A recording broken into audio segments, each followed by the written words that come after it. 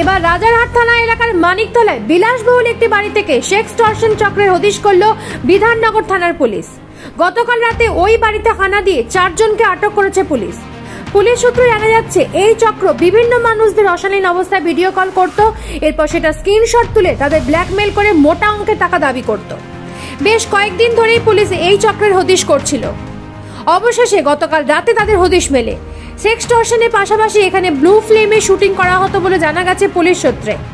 এই বাড়িটির মালিকের কাছ থেকে ইমরান তরফদার বলে এক ব্যক্তি এই বাড়িটি কিছুদিন আগে ভাড়া নিয়েছিল।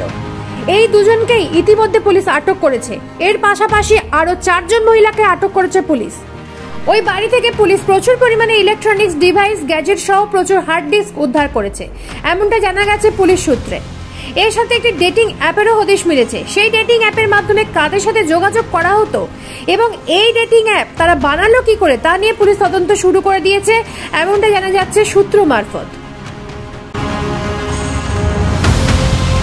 রাজারহাট থেকে নিজস্ব প্রতিনিধি রিপোর্ট, নিউজ প্রাইম বাংলা।